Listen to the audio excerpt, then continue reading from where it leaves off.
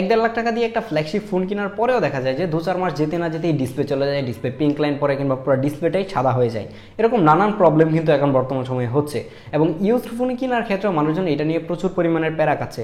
আপনি যদি ডিসপ্লে নিয়ে একদমই সেফ থাকতে চান, একটা iPhone 12 Pro Max কিনতে চান, তাহলে আমি বলবো যে অবশ্যই iPhone 12 Pro Max নেওয়াটা ডিসপ্লের দিক থেকে অনেক বেশি বেটার হবে, কারণ ডিসপ্লে যাওয়ার চান্স অনেকটা নাই বললেই চলে। এই 12 Pro Maxটা 2020 সালের সেপ্টেম্বর মাসে কিন্তু রিলিজ হয়, আর এখন হচ্ছে 2024 সালের সেপ্টেম্বর মাস। পাকা 4 বছর হয়ে গেছে এই ডিভাইসটা। তো 4 বছর পরে এসে এই ফোনটা আপনি 60 থেকে 65,000 টাকা প্রাইস রেঞ্জে নেবেন কিনা সেটা তো আজকের ভিডিওতে অবশ্যই জানাবো, যেহেতু এই ডিভাইসটাকে আমি গত কিছুদিন যাবত ধরে ব্যবহার করতেছি। আপনি যদি এই 12 Pro Maxটা নিতে চান কিংবা ইউজড কোনো আইফোন নিতে চান, তাহলে MK মোবাইল পয়েন্টের সাথে যোগাযোগ করতে পারেন। তাদের সকল কিছু লিঙ্ক থাকছে ডেসক্রিপশন বক্সে। এই 12 Pro Max এর ব্যাক সাইডে তাকালে কি মনে হয় যে এটা 4 বছর পুরাতন আইফোন? মনে হয় না যে কিছুদিন আগে লঞ্চ হওয়া iPhone 16 এর মতোই দেখতে? হ্যাঁ, আইফোনের স্পেশালিটি এইটাই যে অনেক বছর পুরাতন হয়ে গেলেও সেটা লুকস চেঞ্জ হয় না, যেহেতু তারা ফ্রিকুয়েন্টলি এটার ডিজাইন চেঞ্জ করছে না। অনেক বছর ধরেই কিন্তু তারা এরকম একটা ডিজাইনই ক্যারি করতেছে। তো লুকসের কথা যদি বলি, তাহলে লুকস এখনও একদমই যেই নতুন ডিভাইসগুলো রয়েছে সেগুলোর মতোই। তাছাড়া আইফোনের বিল্ড কোয়ালিটি নিয়ে যদি কথা বলতে চাই, আমার মনে হয় যে সময় নষ্ট ছাড়া আর কিছুই না, কারণ আইফোনের বিল্ড কোয়ালিটি সবসময়ই টপ নচ হয়ে থাকে। এই 12 Pro Max এর সামনের দিকে তাকালেই দেখতে পারবেন বিশাল বড় 6.7 ইঞ্চির একটা super retina XDR OLED display এবং এটাতে থাকছে HDR10+ সাপোর্ট। বাট এই ডিসপ্লেটাতে কিন্তু কোনো ধরনের হায়ার রিফ্রেশ রেট নাই, এটা একটা 60 হার্জের প্যানেল। এই জায়গায় কিন্তু সব ধরনের খেলা ঘুরে যায়। সেটা হচ্ছে যে 13 Pro Max থেকেই কিন্তু আইফোন হায়ার রিফ্রেশ রেট দেওয়া শুরু করেছিল, আর ওইটাতেই সব থেকে বেশি ডিসপ্লের প্রবলেম হয়। আর এই 12 Pro Max এ হায়ার রিফ্রেশ রেট না থাকার কারণে এটাতে কিন্তু কোনো অবস্থাতে কোনো প্রবলেম হয় না। এটা নিয়ে অনেকেরই অনেক ধরনের দ্বিমত থাকতে পারে, বাট আমি বলবো যে এই হয়তো বা হায়ার রিফ্রেশ রেটের কারণে এই প্রবলেমটা হচ্ছে, যেহেতু এটা 60 হার্জের একটা ডিসপ্লে, এটাতে কোনো অবস্থাতে প্রবলেম হচ্ছিল না। আর এই ডিসপ্লেটার উপর দিকে তাকালে দেখতে পারবেন যে বিশাল বড় একটা নচ, কারণ বর্তমান সময়ে যে ফোনগুলো রয়েছে সেগুলোতে হচ্ছে ক্যাপসুল থাকে, ডাইনামিক আইল্যান্ড থাকে। তো সেই জায়গায় এসে এত বড় নচ এই 2024 সালে আসলে একটু বেমানান, দেখতে একটু অড লাগে। বাট আমার মনে হয় না যে এটা খুব বেশি দিন আপনাকে প্যারা দিবে। হয়তো নতুন যদি কিনেন 2-1 দিনের মধ্যে দেখবেন যে এটা আপনার চোখেই পড়তেছে না, এরকম একটা অবস্থা। তাছাড়া এই ডিসপ্লের যে বেজেলটা রয়েছে, চারপাশের বর্ডারটাও কিন্তু মোটামুটি একটু মোটাই বলা চলে অন্যান্য আইফোনের তুলনায়, কারণ এখনকার যে আইফোনগুলো আসতেছে সেগুলোর বর্ডার কিন্তু অনেক বেশি চিকন। তো সেই জায়গায় আপনার কাছে একটু হয়তো বা ব্যাকডেটেড লাগতে পারে। বাট আমি বলবো যে আপনি 13 Pro Max কোনো অবস্থাতেই নিয়ে না নিয়ে আপনি ডিসপ্লের রিস্ক থেকে বাঁচার জন্য হলেও এরকম একটু মোটা ভেজেল দেখে হইলেও এরকম 12 Pro Max নেন। একটা 4 বছর পুরাতন ফোন যখন আমরা কিনতে যাই, তাও আবার 50,000 টাকার উপরে টাকা দিয়ে, তখন আমাদের মাথায় চিন্তা আসেই যে 4 বছর একটা পুরাতন ফোনের পারফরমেন্স কিরকম হবে। আইফোনের পারফরমেন্স 4 বছরে কিছুই হয় না, লিটারেলি কিছুই হয় না। এই ফোনটাতে 2020 সালে চিপ হিসেবে ইউজ করা হয়েছিল অ্যাপেলের বায়োনিক F14 5 nanometer একটা চিপ, যে চিপটা 2024 সালে এসে 4 বছর পরে এসেও খুবই ভালো পারফরমেন্স দিচ্ছিল। এই 12 Pro Maxটাতে আপনি যে কোনো ধরনের গেম খুবই অনায়াসেই খেলতে পারবেন, কোনো অবস্থাতে কোনো ল্যাগ হ্যাং এই ধরনের কোনো কিছুই দেখা পাবেন না। শুধু এখনই না, আপনি যদি আরো 2 বছর এই ফোনটাকে ব্যবহার করতে চান, 2 বছরের মধ্যেও আমি আশা করি যে এটাতে আপনি কোনো ধরনের পারফরমেন্স নিয়ে ঘাটতি পাবেন না। হ্যাঁ, এখন যেই ফোনগুলো আসতেছে সেটার পারফরমেন্স অবভিয়াসলি বেটার, বাট এই প্রাইস রেঞ্জে যেই ব্যাটারি ব্যাকআপের সাথে আপনি পারফরমেন্স পাবেন, সেটা আমার মনে হয় যে 12 Pro Max ছাড়া অন্য কোনো ডিভাইস থেকে আপনি আশাই করতে পারেন না। যেরকম ভালো পারফরমেন্স দিবে, আরেকটা বিষয় আপনার মাথায় রাখতে হবে যে এটা কিন্তু প্রচুর পরিমাণে হিট হয়। হ্যাঁ, আইফোন প্রত্যেকটা ডিভাইসই কিন্তু প্রচুর পরিমাণে হিট হয়, ইভেন স্যামসাং এর ফোনগুলো হিট হয়, বাট এটা আমার কাছে একটু বেশি হিট মনে হচ্ছিল। আর এখন ওয়েদার একটু গরম থাকার কারণে হয়তো হিটটা হাতে বেশি লাগতেছিল। আর হচ্ছে এটাকে আমি ইউজ করতেছিলাম কভার ছাড়া। যদি আপনি একটা কেস ইউজ করেন, তখন দেখা যাবে হয়তো আপনার হাতে হিটটা ওইভাবে লাগবে না, কিন্তু মোটামুটি ভালোই গরম হচ্ছিল। মানুষজন এরকম ইউজড আইফোন কেনার অন্যতম একটা রিজন হয়ে থাকে হচ্ছে ক্যামেরা। হ্যাঁ, আইফোনের ক্যামেরা খুবই অসাধারণ, বাট আমি বলবো যে 60 থেকে 65,000 টাকা প্রাইস রেঞ্জে যদি একটা ডেডিকেটেড ক্যামেরার জন্য ফোন নিতে চান, তাহলে এই 12 Pro Maxটা না নেওয়াই ভালো।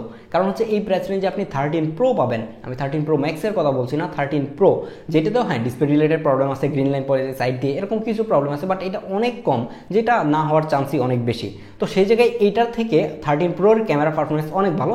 চেষ্টা করবো যে 13 Pro এর একটা রিভিউ দেওয়া যায় কিনা। এখন কথা বলা যাক এইটার ক্যামেরা নিয়ে। এর ব্যাক সাইডে রয়েছে 3টা ক্যামেরা, যে 3টা ক্যামেরাই 12 মেগাপিক্সেলের। এর মেইন লেন্সটা 12 মেগাপিক্সেলের, যেটার অ্যাপারচার f1.6, এবং এতে থাকা যে আলট্রাওয়াইড লেন্সটা রয়েছে সেটার অ্যাপারচার f2.4, যেটা 30 মিলিমিটারের একটা লেন্স, এবং এতে যে টেলিফোটো লেন্সটা রয়েছে সেটা 65 মিলিমিটারের, এবং এটাকে 2.5x অপটিক্যালি জুম করতে পারবেন, যেটা দিয়ে আপনি খুবই মাখন লেভেলের কিছু পোর্ট্রেট নিতে পারবেন। এর মেইন ক্যামেরার ছবিগুলো খুবই শার্প এবং ডিটেল ছিল, কোনো অবস্থাতে ছবির কোয়ালিটি নিয়ে কোনো কমপ্লেন নাই, একদমই টপ নচ কোয়ালিটির ছবি দিচ্ছিল। এবং এর আলট্রাওয়াইডটাও খুবই ভালো পারফরমেন্স করতেছিল ডে লাইটে, বাট যদি লো লাইটে যায় তখন আলট্রাওয়াইড দিয়ে অনেক বেশি নয়েজ এবং গ্রেন ছবি তুলতেছিল, যেটা আমাকে একটু হতাশ করেছে বলা চলে। নর্মালি দেখা যায় যে আলট্রাওয়াইডগুলো এরকমই হয় যে লো লাইটে গেলে পারফরমেন্স ভালো দেয় না, বাট প্রপার লাইট পেলে কিন্তু খুবই ভালো ছবি দিচ্ছিল। তাছাড়া সেলফিতেও কিন্তু 12 মেগাপিক্সেলের একটা ক্যামেরা ইউজ করা হয়েছে, যেটা দিয়েও খুবই ভালো ভালো সেলফি তোলা যাচ্ছিল। অলসো ভিডিও কোয়ালিটিও অনেক বেশি ভালো ছিল।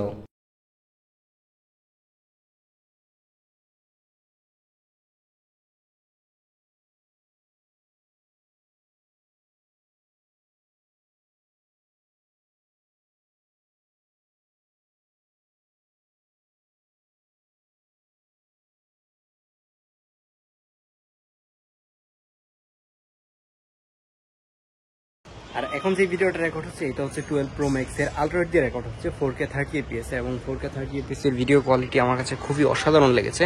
কারণ এত বছর পুরাতন একটা ফোন, মানে 3-4 বছর পুরাতন একটা ফোন থেকে এত ভালো ভিডিও কোয়ালিটি পাবো আমি চিন্তাও করি নাই। তো এটাতে আপনি 4K 30fps ভিডিও রেকর্ড করা অবস্থায় আপনি কিন্তু মেইন লেন্সে সুইচ করতে পারবেন। এই হচ্ছে এর মেইন লেন্সের ভিডিও। এই যে দেখেন আমি 14 এর ভিডিও করতেছি, এটার রিভিউ খুব শীঘ্রই চলে আসবে। এটা হচ্ছে iPhone 14। তো আপনি এই জায়গায় অবস্থায় কিন্তু আপনি চাইলেই 2.5x যেটা রয়েছে টেলিফোটো সেটাতে আপনি সুইচ করতে পারবেন এবং এইটার ভিডিও কোয়ালিটিও খুবই অসাধারণ ছিল। এটা হচ্ছে এই যে 2.5x এর ভিডিও, আপনি এটাকে সর্বোচ্চ 7x জুম করতে পারবেন ভিডিও করা অবস্থায়।